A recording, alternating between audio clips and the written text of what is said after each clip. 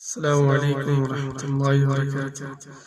آج ہم سیکھیں گے تشہد جو نماز میں پڑھی جاتی ہے، یعنی اگر ہم فرض کی 4 رکعت نماز پڑھ رہے ہیں تو ہمیں 2 رکعت پر جب بیٹھتے ہیں تو تحیات صرف پڑھنا ہے، درود شریف نہیں پڑھنا ہے، اور پھر چوتھی رکعت میں ہمیں تحیات بھی پڑھنا ہے، درود شریف بھی پڑھنا ہے، دعائے معصورہ بھی پڑھنا ہے۔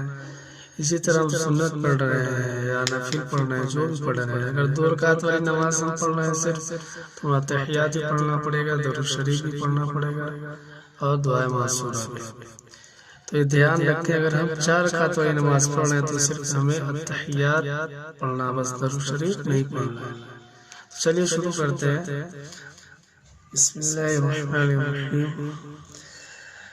التحیات للہ والصلوات، التحیات للہ والصلوات والطیبات والسلام علیک، والطیبات السلام علیک ایہا النبی ورحمۃ اللہ، أيها النبي ورحمة الله وبركاته، ورحمة الله وبركاته۔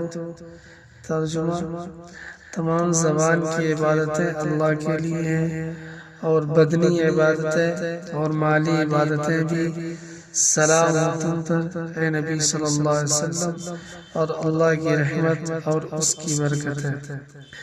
السلام علینا وعلى عباد الله الصالحين، السلام علینا، السلام علینا وعلى عباد الله الصالحين۔